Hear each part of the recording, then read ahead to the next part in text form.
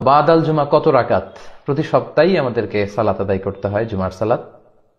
শ্রেষ্ঠ একটি দিন, এদিনেই কিয়ামত হবে। এদিনে আদম আলাহিসাল্লামকে আল্লাহ তাআলা সৃষ্টি করেছেন। আদম আলাহিসাল্লামকে পৃথিবীতে এই জুমার দিনেই পাঠানো হয়েছে।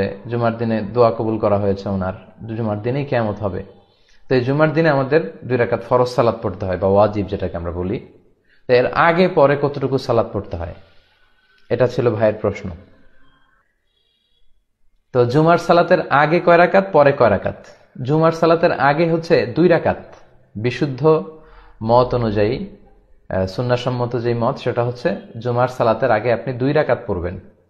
মসজিদে ঢুকেই 2 রাকাত পড়তে হয়, এটা পড়বেন। ওটা পরে যদি আরো সময় পান আপনি আরো পড়বেন। অর্থাৎ ইমাম সাহেব খুতবা দেওয়ার আগ পর্যন্ত আপনি 2 করে, মা কুদ্দির আলাকা মা কুদ্দির আলাহু, আপনার যতটুকু সুযোগ হয়। তার মানে বোঝা গেল জুমার সালাতের আগে কাবলাল জুমা এটা সুনির্ধারিত নয়, এটা অনির্ধারিত। 2 করে যদ্দূর পড়া যায়। আচ্ছা, আর বাদাল জুমার ক্ষেত্রে সহিহ সুন্নাহ যেটা এসেছে 4 রাকাত। বাদাল জুমা আপনি পড়বেন 4 রাকাত যদি মসজিদে পড়েন।